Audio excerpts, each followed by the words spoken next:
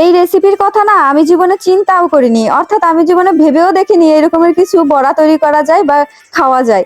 অর্থাৎ ঝিঙা দিয়ে যে এত সুন্দর বড়া তৈরি করা যায় আমি জীবনেও ভাবিনি। তো আমার পতিদেব কোথাও থেকে একটা দেখেছে, দেখার পর থেকে আমাকে বলছে যে আমাকে এটা তৈরি করো, এটা তৈরি করো, চলো জগন্নাথকে বানিয়ে দিই। তো তারপরে ঝিঙা কিনে নিয়ে এসেছি, তারপরে সুন্দর করে এখানে বানিয়ে নিলাম। দেখেন কিভাবে ফুল ফুল করে বানাচ্ছি, একটু ভালো করে খেয়াল করলে দেখতে পারবেন।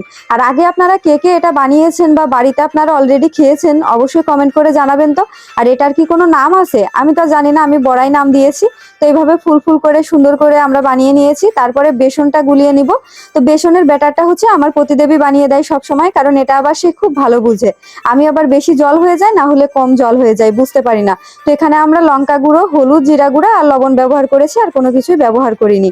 তো এরপরে ঝিঙাগুলো কিন্তু বানানোর আগে একটু জল দিয়ে ধুয়ে নেবেন। তো এটা তৈরি করে আমরা প্রথমে জগন্নাথ দেবকে অর্পণ করেছিলাম। আর আজকে প্রচন্ড ব্যস্ততা ছিল, কারণ জানেন যে সামনে রথযাত্রা। তো রথযাত্রা উপলক্ষে আমরা কিন্তু কয়েক হাজার ভক্তের জন্য জলের ব্যবস্থা করছি, অর্থাৎ জল এবং শরবত। কিন্তু এর পাশাপাশি আমরা খিচুড়ি প্রসাদেরও ব্যবস্থা করছি। তো অলরেডি আমরা 500 জনের বাজেট করে ফেলেছি, অর্থাৎ যেটা আমি জগন্নাথ প্রিয়া পরিবারের পক্ষ থেকে দিচ্ছি। কিন্তু আমাদের টার্গেট রয়েছে রথে যেহেতু লক্ষাধিক ভক্ত হয়, তাই যদি আরো কিছু ভক্তের মাঝে এটা দেওয়া যায়। কিন্তু আমাদের বুঝতেই পারছেন যে বাজেটের সংকট থাকে, বা আমরা যেহেতু এটা স্বেচ্ছাসেবী প্রতিষ্ঠান তাই ওইভাবে থাকে না। তো আপনারা যদি কেউ চান, এখানে হোয়াটসঅ্যাপ নাম্বার দেওয়া থাকবে, আপনারাও এই সেবায় অংশগ্রহণ করতে পারেন, প্রণামী প্রদান করতে পারেন। তো ভাজিটা কেমন হলো অবশ্যই জানাবেন।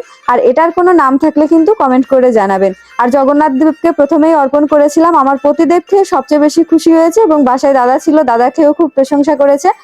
আর আমার কথা কি বলবো, আমি তো মিটিং আর এই রথযাত্রা নিয়ে এত পরিমাণে টেনশনে আছি যে কোনটা কি তৈরি করছি এবং এটা নিয়ে যে আনন্দ করব সেটা আমার মাথায় কাজ করছে না। সারাক্ষণ টেনশন কিভাবে রথযাত্রার প্রোগ্রামটা শেষ করব।